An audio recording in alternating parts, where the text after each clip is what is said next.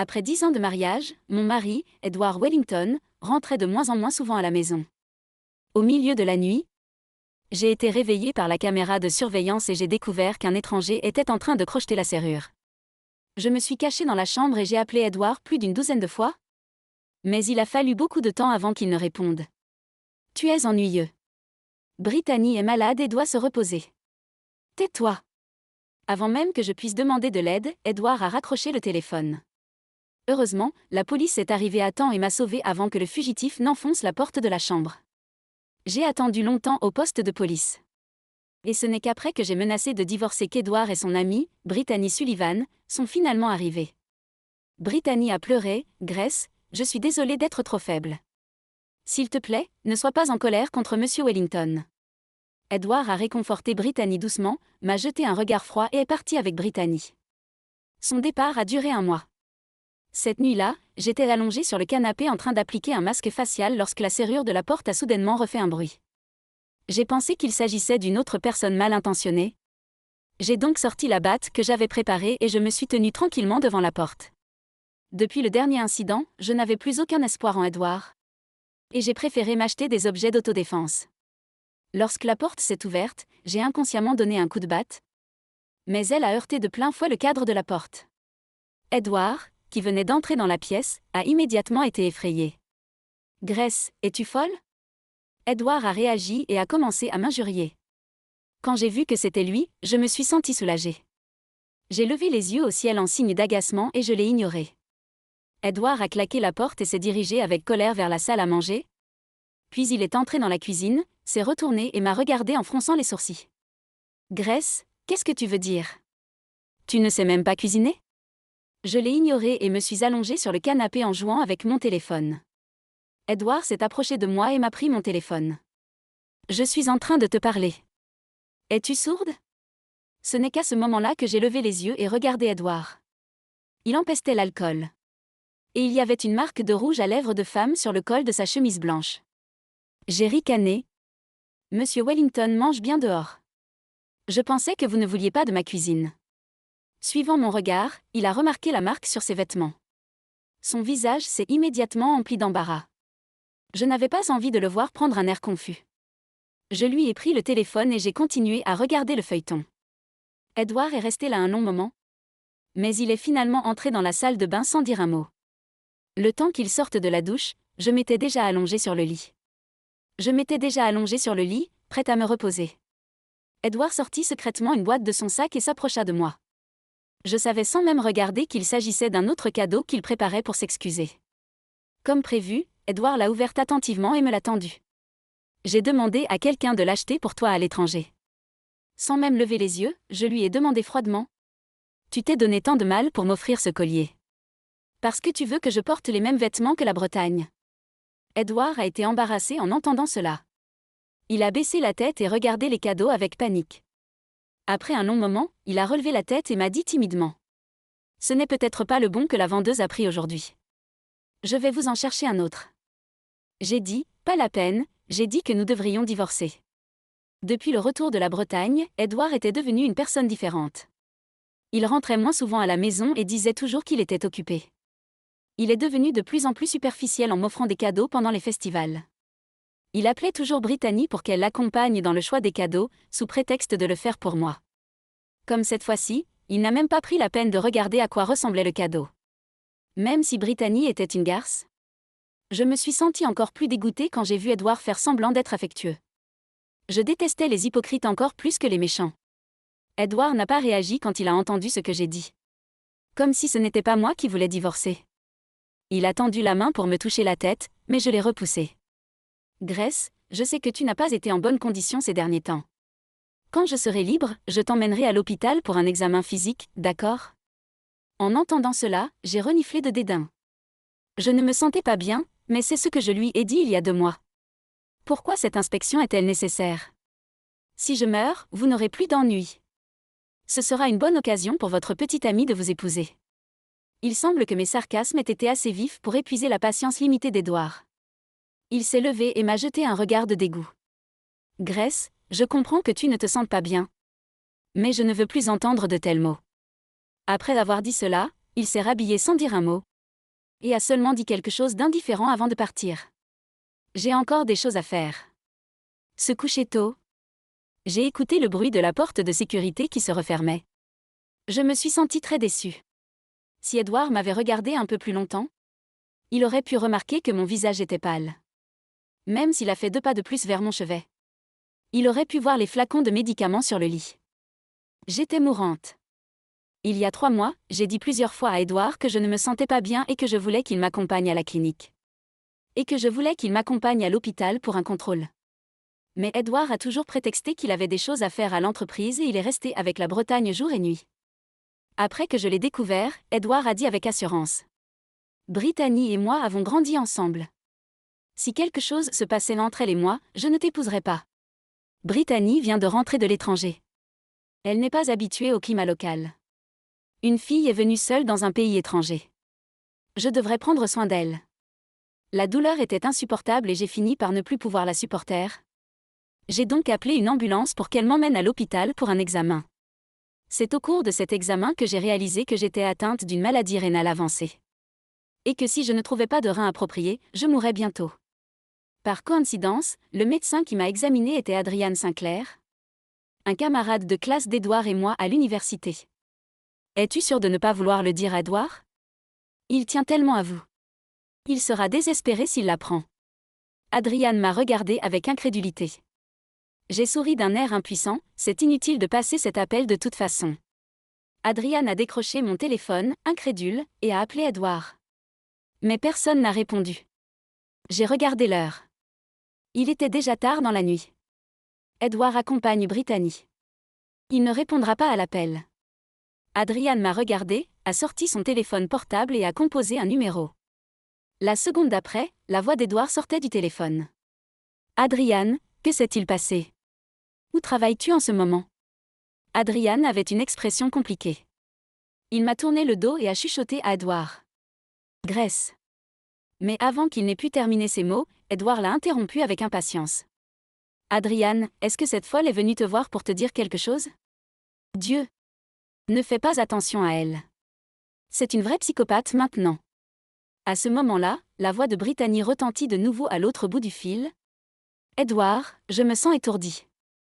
Ok Adrian, arrêtons de parler pour l'instant. J'ai quelque chose à faire. Dînons ensemble un jour. En entendant cela, j'ai essuyé les larmes de mon visage sans laisser de traces. Adrian est resté là, hébété, pendant un long moment. Quels sont tes projets après cela? Je n'ai aucun projet.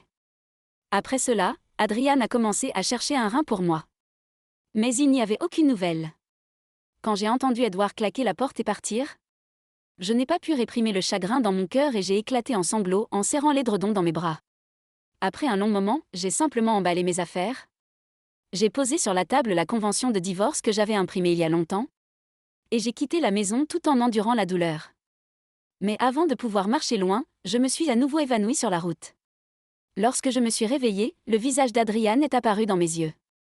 J'ai inconsciemment regardé autour de moi, mais je n'ai pas vu Edward. Il est peut-être occupé. En regardant les yeux évasifs d'Adrian, j'ai soudain tout compris. Ce n'est qu'à ce moment-là que j'ai appris d'Adrian que j'avais été dans le coma pendant un jour et une nuit entière. N'y a-t-il pas d'espoir pour ma source rénale? Ne voulant pas continuer à parler d'Edward, j'ai pris l'initiative de changer de sujet. Adrian m'a fait un signe de tête. Ne voulant pas qu'il me regarde avec autant de pitié, j'ai tourné la tête, fermé les yeux et fait semblant de me reposer. Edward et moi étions mariés depuis 10 ans, mais le début de notre relation était plein de coïncidences. Nous étions encore à l'université à l'époque. Tout le monde savait que Brittany aimait Edward, mais Edward a toujours prétendu qu'il ne considérait Brittany que comme une amie. À cette époque, je n'étais personne. Ayant grandi dans un orphelinat, je n'étais naturellement pas à la hauteur de Brittany, qui venait d'une famille riche. Mais personne ne s'attendait à ce qu'Edward me soit si dévoué. C'était pendant notre première année à l'université, alors que nous suivions un cours d'éducation physique. Un panneau d'affichage est tombé directement sur Edward. Je me tenais à côté de lui à ce moment-là et je l'ai aidé. Le temps que le professeur me sauve, la barre de fer du panneau d'affichage m'avait complètement transpercé l'abdomen. L'ambulance était bloquée à la porte. Edward et le professeur m'ont porté et ont couru frénétiquement vers la porte. Dans un état second, je ne savais pas si c'était des larmes ou de la sueur qui tombaient sporadiquement sur mon visage. À ce moment-là, j'ai failli m'évanouir à cause de la douleur intense. C'est Edward qui appelait mon nom encore et encore dans mon oreille qui m'a maintenu éveillée. À partir de ce moment-là, Edward est devenu mon garde du corps personnel. Il a tout mis de côté et s'est occupé de moi à l'hôpital pendant 6 mois. Le médecin m'a appris que mes ovaires étaient gravement endommagés. Et que je ne pourrais peut-être plus jamais avoir d'enfant. Il m'a protégée, il s'est même disputé avec ses parents. Et m'a dit qu'il voulait être avec moi pour le reste de sa vie. Mais en tant que personne ayant grandi dans un orphelinat, je savais très bien que lui était issu de 2 mondes différents. Je l'ai donc rejeté encore et encore. Mais personne ne s'attendait à ce qu'Edward, qui était habituellement cynique, me poursuive sans relâche pendant 4 ans. Le poursuivrait sans relâche pendant 4 ans. Chaque jour, quand je descendais les escaliers, je voyais toujours Edward. Et quels que soient mes efforts, je n'arrivais pas à le chasser. Il a soigneusement organisé une fête d'anniversaire pour moi avec ses amis. Mais je l'ai directement dénoncé parce qu'il n'était pas rentré de la nuit. Un de mes camarades de classe m'a fait des remarques sarcastiques. Il a failli le battre et l'envoyer à l'hôpital. Après l'obtention de son diplôme, ses parents lui ont coupé les vivres pour nous forcer à rompre. Mais il préférait travailler 3 fois par jour pour rester dans la ville où je travaillais plutôt que d'être avec moi. Le jour de mon 25e anniversaire, quand je l'ai vu, lui qui était bronzé, retirer la bague de ses bras, je n'avais plus aucune raison de refuser. Nous étions ensemble, nous avons créé une entreprise ensemble et avons imaginé l'avenir ensemble dans un appartement de location exigu. Nous avons passé la période la plus heureuse de notre vie dans ce petit appartement. Je me souviens encore du jour où Edward m'a avoué son amour. Il a allumé mon feu d'artifice préféré, s'est agenouillé et m'a regardé avec amour. Grace, je te promets que je ne te laisserai plus jamais souffrir. Bien que mes conditions de vie aient été mauvaises à ce moment-là, j'ai vraiment senti que j'étais l'heureuse élue. J'ai vraiment senti que j'étais la femme la plus heureuse du monde. Plus tard, les parents d'Edward ont finalement cédé, et nous nous sommes mariés. 10 ans se sont écoulés depuis ce jour. Comme ce serait génial si tout se passait comme prévu. Grace, tu vas bien? Les mots inquiets d'Adrian ont interrompu mes pensées. Les résultats des tests sont arrivés bientôt. Adrian a dit que le coma pouvait être lié au choc excessif subi il y a quelque temps. Quand je suis allée au service pour obtenir les médicaments avec l'ordonnance, j'ai rencontré Brittany. Grace, pourquoi es-tu ici? En disant cela, elle a regardé dans la direction d'où je venais, qui s'est avéré être le service d'obstétrique. Brittany sourit doucement. Grace, ça fait 10 ans. Tu n'as pas encore abandonné. Elle a regardé mon ventre avec mépris. Tu mérites de ne pas pouvoir avoir d'enfant puisque tu as arraché Edward de cette façon. En regardant l'expression jubilatoire de Brittany, je n'ai pas voulu discuter avec elle et je suis allée directement à la pharmacie. Mais au moment où je l'ai dépassée, Brittany a soudain crié et est tombée lourdement sur le sol. Je n'ai pas su quoi faire et je suis restée là, hébétée. Je ne l'avais pas touchée tout à l'heure. À ce moment-là, un rugissement a retenti derrière moi. Grace, arrête. Je dois être aveugle pour aimer une femme aussi vicieuse que toi. Avant que je puisse réagir, une force énorme m'a frappée. Je perdis l'équilibre et tombai au sol. Edward s'est précipité avec colère, s'est placé devant Brittany et m'a regardé fixement. Derrière lui, Brittany avait une expression de suffisance sur le visage. Grace, rentre à la maison. Tu es une telle honte. Edward voulut continuer à parler, mais fut arrêté par Brittany. Elle s'assit faiblement sur le sol et dit à Edward. Edward, Grace ne le pensait probablement pas. S'il te plaît, ne me laisse pas affecter ta relation. Edward s'est retourné et m'a regardé, les yeux pleins de colère et de dédain. Grace, je sais que tu ne me fais pas confiance, mais tu n'as pas besoin de me suivre. Je devrais me rendre compte avant que tu es ce genre de personne. En regardant le visage d'Edward rempli d'indignation, Lim a tout de suite deviné quelque chose. Tu n'es pas rentré chez toi depuis 2 jours, n'est-ce pas? Demandai-je calmement à Edward. Il est resté stupéfait pendant un moment, bégayant et ne disant rien d'autre. Voyant que je ne reviendrais pas avant longtemps, Adrian a appelé mon nom dans le couloir et a couru rapidement vers la foule. Le visage d'Edward devint sombre. Au moment où Adrian se précipite pour m'aider, Edward prononce lentement quelques mots. « Quelle salope !» Adrian était en colère et voulait se disputer avec lui, mais je l'en ai empêché. J'ai secoué frénétiquement la tête en direction d'Adrian. Jusqu'à présent, je ne voulais plus être mêlée à Edward. Je voulais juste partir d'ici le plus vite possible et tout laisser derrière moi. Mon corps s'affaiblit. Adrian m'a soutenue et a marché vers l'avant. Après avoir fait quelques pas, je n'ai pas senti la malédiction que j'avais imaginée, alors j'ai regardé en arrière. Edward, qui se tenait derrière nous, tenait Brittany dans ses bras avec un regard inquiet. Tout le monde pourrait penser qu'ils sont en couple. Vu que mon état physique était si mauvais, Adrian a refusé de me laisser me coucher. Adrian a refusé de me laisser sortir de l'hôpital. Et m'a demandé de rester à l'hôpital en toute tranquillité d'esprit.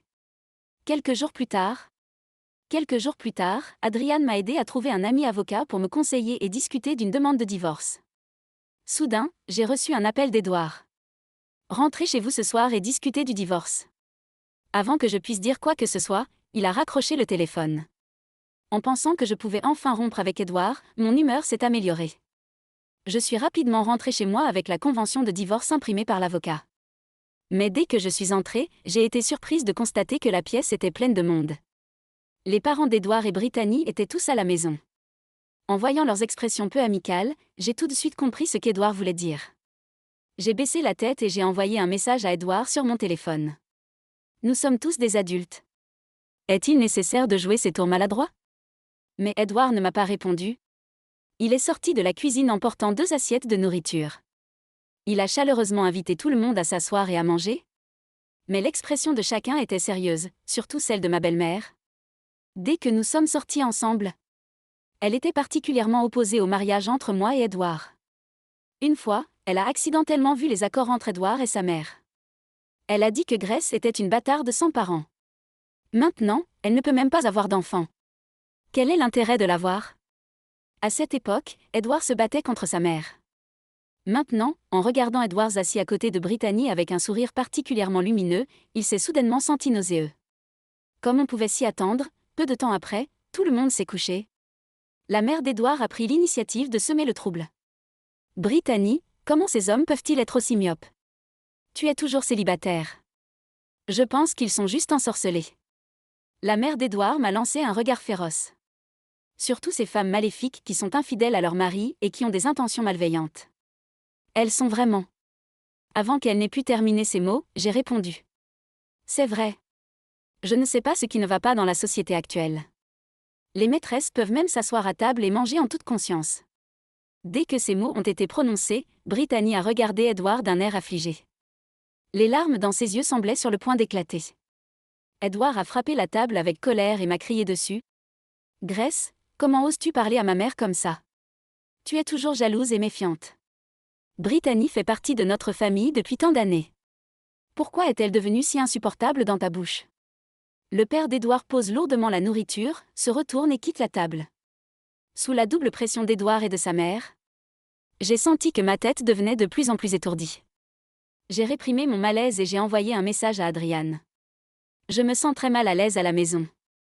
S'il te plaît, viens me sauver. Lorsqu'Edward a vu mes actions, il s'est immédiatement moqué de moi. Je me demande quel est l'homme avec qui cette noble femme est en train d'échanger des messages. Brittany pleurait à chaudes larmes, tandis que la mère d'Edward la prenait dans ses bras et me maudissait méchamment. J'écoutais Edward et sa famille bavarder. Je ne pouvais plus supporter la colère. J'ai donc soulevé la nappe et renversé tout ce qu'il y avait sur la table en leur direction. Putain de folle! Edward était furieux et a tendu la main pour me frapper. Mais avant que sa gifle ne m'atteigne, je suis tombée mollement sur le sol. C'est alors que l'on frappa précipitamment à la porte. Edward s'est inconsciemment dirigé vers la porte pour l'ouvrir. Mais son expression a changé lorsqu'il a découvert qu'il s'agissait d'Adrian. « Je te traite comme un ami, et tu as encore le culot de venir chez moi. » Adrian jeta un regard sans voix à Edward, le repoussa et se précipita vers moi. L'expression d'Edward devint progressivement féroce et il donna un violent coup de pied à Adrian. Adrian esquiva inconsciemment et jeta un rapport d'examen de ses bras pour frapper Edward au visage. « Regardez-moi ça. Tu ne sais même pas que ta femme est en train de mourir de maladie. Et maintenant tu aides d'autres femmes. Es-tu un idiot ? Nous serons des étrangers. Je me sens mal. » Les mots d'Adrian ont stupéfié Edward. Comment est-ce possible ? Grace est en si bonne santé. C'est Brittany qui souffre de l'acclimatation et qui a besoin de quelqu'un pour s'occuper d'elle. Voyant son air têtu, Adrian soupire de déception. S'est retourné, m'a prise dans ses bras et est sorti directement par la porte. Grace, attends. J'ai de bonnes nouvelles pour toi. Nous venons de trouver le rein que vous demandiez. Lorsqu'Adriane m'a prise dans ses bras, j'ai immédiatement pensé au cours d'éducation physique d'il y a plus de 10 ans. Je me suis retrouvée dans une étreinte aussi chaleureuse. Mais malheureusement, tout avait changé. Ce n'est qu'à cette époque que le bruit d'une ambulance s'est fait entendre dans la communauté. En sentant les vêtements mouillés d'Adriane, je n'avais aucune idée du temps qu'il avait passé à courir. Lorsque nous sommes sortis de la maison, j'ai entendu le hurlement d'Edouard derrière moi. Grace. Ne me laisse pas. Quand je me suis réveillée, j'étais allongée sur une civière tremblante à l'hôpital. Adriane tenait ma main fermement et m'encourageait tout le temps. Grace, tiens bon. Tant que tu t'en sortiras, tu auras une vie heureuse. J'ai regardé ses yeux inquiets et j'ai fait de mon mieux pour lui faire un signe de tête avec toute ma force. Lorsque la porte de la salle d'opération s'est refermée, il m'a semblé entendre Edouard m'appeler. Il y a beaucoup de choses que l'on apprend à chérir que lorsqu'on les perd. C'était vrai pour la vie et pour les gens. L'opération a réussi et j'ai été poussée hors de la salle d'opération. Adriane et Edouard se sont précipités. Edouard avait les yeux rouges et gonflés à force de pleurer. Adriane, qui était à bout de souffle, a tiré le chirurgien pour lui demander frénétiquement ce qu'il en était, rendant le docteur impuissant. Docteur Sinclair, je suis reconnu pour ma force mystique dans cet hôpital. Vous devriez me faire confiance. Cette patiente va très bien maintenant. Il faut voir comment elle se rétablit. Après avoir entendu cela, Adriane s'est enfin sentie soulagée. Il a éloigné Edouard de moi et m'a poussé vers la salle. Edouard, qui a été projeté au sol, ne s'est pas soucié de la poussière sur son corps. Il s'est relevé à l'aide de ses mains et de ses pieds et a continué à nous poursuivre. Mais a finalement été arrêté par Adriane devant la porte de la salle. Grace a besoin de se reposer. Et je ne pense pas qu'elle veuille te voir maintenant. Dit froidement Adriane à Edouard. Mais Edouard a agi comme s'il ne pouvait pas le faire. Non, j'ai promis à Grace de ne pas la laisser se blesser à nouveau. Je veux prendre soin d'elle. S'il vous plaît, poussez-vous et ne m'arrêtez pas. Voyant l'attitude résolue d'Adriane, Edouard est soudain devenu furieux et lui a crié dessus avec férocité. Adriane, l'âme toujours le mari de Grace. Quelle qualification avez-vous pour m'arrêter? Je vois quelque chose de louche chez toi depuis longtemps. Je ne savais pas que tu avais de si mauvaises intentions. Sortez d'ici maintenant. Mais Adriane refuse de céder et répond sans hésiter. Quelle qualification avez-vous pour me poser une question? Je veux te demander. Comment se fait-il que tu sois un bon mari? Ne saviez même pas que votre femme était malade. Quand elle s'est sentie mal au milieu de la nuit et qu'elle a été emmenée à l'hôpital en ambulance? Où étiez-vous? Quand sa porte a été forcée par des voleurs? Et qu'elle était extrêmement effrayée et avait le plus besoin de vous? Que faisiez-vous? Même lorsqu'elle était à l'hôpital ce jour-là? Vous ne lui avez même pas demandé ce qui n'allait pas dans son corps. Adriane regarde fixement les yeux d'Edouard. Il est furieux. Monsieur Wellington, dites-moi à quel point vous êtes compétent. Edouard est resté sans voix après avoir entendu les propos d'Adriane. Il a reculé pas à pas jusqu'à ce qu'il soit acculé au mur. J'étais dans la salle, j'écoutais leurs disputes et je pleurais déjà de façon incontrôlée. Après tant d'années de mariage, j'ai abandonné ma carrière préférée pour Edouard et je me suis concentrée sur ma vie de femme au foyer. Chaque jour, qu'il revienne ou non, je lui préparais des repas et l'attendais tranquillement. Mais il suffisait à Brittany de passer un coup de fil pour qu'il se précipite vers elle. Après tout, je l'ai mal jugé. Et Edouard, qui était devant la porte, semblait ne plus trouver de raison de se quereller avec Adriane. Il s'agenouilla, pâle et impuissant, à la porte de la salle, en hurlant comme un fou. Grace, je suis désolée. S'il te plaît, donne-moi une autre chance. Je t'en prie. Avant que je puisse faire quoi que ce soit, Adriane a appelé la sécurité de l'hôpital pour emmener Edouard. J'ai regardé Adriane entrer dans le service et j'ai dit « merci ». Mais il y avait beaucoup de choses dans les yeux d'Adriane que je ne pouvais pas comprendre. Je vous en prie. Je pense juste qu'Edouard est allé trop loin. Adriane s'est détournée et s'est essuyé les yeux. Y a-t-il autre chose que vous voulez que je fasse pour vous? J'ai regardé le plafond de la salle tranquillement, avec une seule idée en tête. Je veux quitter Edouard et trouver ma propre vie. D'accord. Je t'aiderai. Avec la coordination d'Adriane et de son ami avocat, Edouard a finalement accepté de divorcer. En l'espace de 3 ou 5 jours, l'Edouard puissant et plein d'entrain qu'il était autrefois avait disparu. Il avait une barbe mal rasée et un visage hagard. Il avait l'air apathique, comme s'il ne s'était pas reposé depuis longtemps. Adrian m'a dit qu'après notre départ ce jour-là, Brittany a emménagé chez les parents d'Edward. Edward, qui venait de rentrer de l'hôpital, était furieux et a chassé Brittany de la maison au milieu de la nuit. Brittany pleurait tellement qu'elle a glissé et est tombée dans les escaliers pendant la nuit.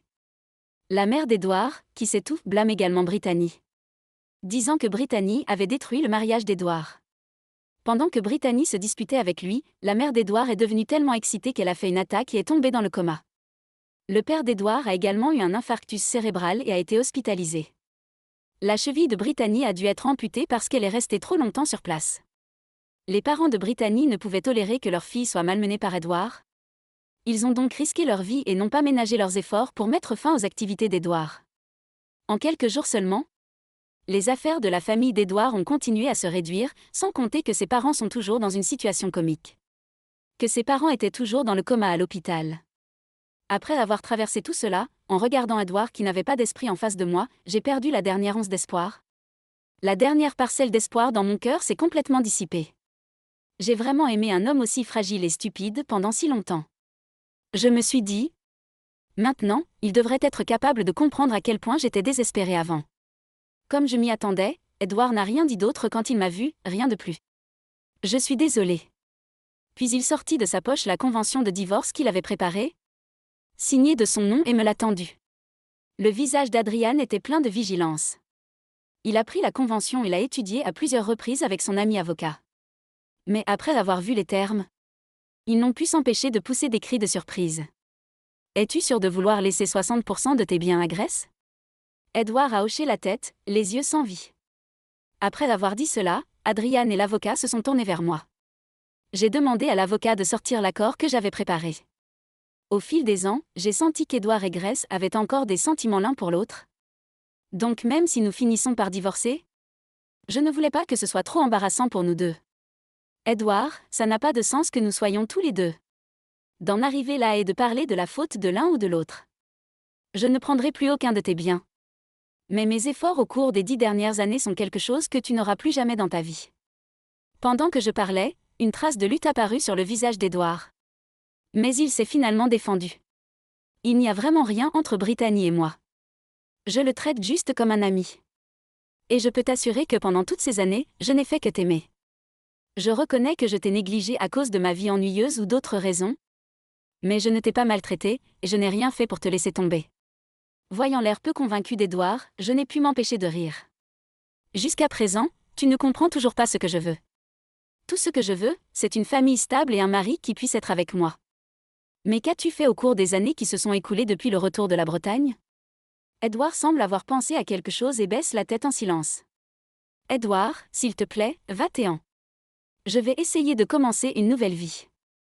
J'espère que tu pourras aller de l'avant le plus tôt possible et que tu prendras soin de tes parents.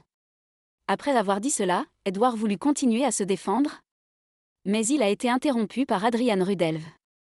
Au cours des 10 dernières années, je t'ai donné beaucoup de temps pour t'expliquer, mais tu n'en as jamais profité. Comment se fait-il que tu saches à quel point le temps est précieux aujourd'hui ? Le visage d'Adrian était plein de sarcasme. Il croise les bras sur sa poitrine et regarde Edward avec mépris. Edward semble stimulé par ces paroles, se lève et bondit vers lui. Les deux hommes d'âge mûr se battaient et faisaient du grabuge. J'ai ignoré leur comportement puéril, mais j'ai fermé les yeux en silence, en pensant à ce que je devais faire à l'avenir. Bientôt, Edward fut vaincu, et il rugit vers Adrian d'une manière lâche. Bon sang! Je savais que tu avais de mauvaises intentions. J'ai eu tort de faire ce que j'ai fait avant. Je ne me laisserai pas vaincre si facilement par toi. Après avoir dit cela, il quitta l'hôpital. Bien qu'Edward ait dit des mots durs, il a disparu à partir de ce moment-là. Après cela, je n'ai presque plus revu Edward. J'ai repris l'art et la danse que j'avais pratiqués à l'époque. J'ai profité de cette occasion pour observer Adrian de plus près. Depuis le moment où ma maladie a été diagnostiquée jusqu'à aujourd'hui, Adrian a été avec moi et m'a aidé. Au cours de ce processus, j'ai également beaucoup parlé avec lui. Ce jour-là, à l'hôpital, je lui ai demandé avec curiosité. Adrian, je me souviens que vous étiez auparavant un poète romantique. Comment se fait-il que vous ayez changé de carrière pour devenir médecin après avoir obtenu votre diplôme ? Adrian s'est gratté la tête d'un air embarrassé. C'est aussi dû à votre influence. Mon influence. J'ai été stupéfait par les paroles d'Adrian. Quand j'étais à l'université, l'impression que j'avais d'Adrian était juste qu'il était le colocataire d'Edouard. Adrian a souri d'un air gêné. Vous souvenez-vous de l'incident survenu pendant le cours d'éducation physique en première année? Était la personne la plus proche d'Edouard à l'époque? Mais j'étais si effrayée que je me suis figée sur place et n'ai pas osé bouger. Vous avez été si courageuse à ce moment-là. Vous avez repoussé Edouard et l'avez sauvé avec succès. Même après notre sauvetage, vous avez souri et vous nous avez encouragés. Au fur et à mesure qu'Adrian parlait, ses yeux devenaient rouges. À ce moment-là, j'ai secrètement décidé que je deviendrais une personne aussi courageuse et gentille que vous à l'avenir. Plus tard, j'ai travaillé dur pour arriver là où je suis aujourd'hui. Voyant l'expression sérieuse d'Adrian, je n'ai pas pu m'empêcher de le taquiner. Je n'aurais jamais pensé que je deviendrais ton mentor sans m'en rendre compte. C'est ainsi que nous sommes devenus de plus en plus proches. Sa personnalité optimiste et joyeuse était bien meilleure que celle d'Edouard, introverti et morose. Les jours ont passé. Et j'ai peu à peu trouvé la direction de ma vie. J'ai organisé plusieurs expositions personnelles successives. Et mes œuvres ont également remporté des prix internationaux. La veille du vernissage de l'exposition primée, Adrian et moi nous sommes assis dans la salle vide et avons bavardé. Adrian, as-tu déjà pensé qu'un jour tu serais là et que tu discuterais avec moi? Adrian a souri maladroitement en entendant cela. En fait, j'en ai rêvé. Les mots exagérés d'Adrian nous ont fait rire, lui et moi, à gorge déployée. Depuis que j'ai quitté Edouard, j'ai concentré toute mon attention sur ma carrière. Ma carrière se déroulait bien. Il n'y a pas eu de réaction de rejet au rein transplanté. Et lors de mon exposition d'art personnel, j'ai vu une personne au-delà de mes espérances. Brittany s'est approchée de moi en boitant sur une prothèse de jambe. « Es-tu contente de me voir dans cet état ?» Brittany m'a regardée avec colère. J'ai souri, impuissant, et j'ai secoué la tête. « Honnêtement, vous ne comprenez pas. » J'ai regardé autour de moi, puis j'ai fixé mes yeux sur elle. « Pour parler franchement, je ne me soucie pas de toi. » En entendant cela, Brittany n'a pas pu se retenir plus longtemps et s'est enfuie en pleurant. À ce moment-là, du coin de l'œil, j'ai remarqué une silhouette familière à l'entrée de l'exposition. J'ai souri. Ils allaient bien ensemble. À ce moment-là, quelqu'un m'a soudain pris la main.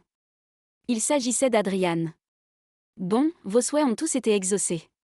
C'est à mon tour de faire un vœu maintenant. En regardant le visage souriant d'Adrian, j'ai eu chaud. À cet instant, je me suis débarrassée de ma réserve et de mon affectation. Je l'ai serré dans mes bras et l'ai embrassé fort.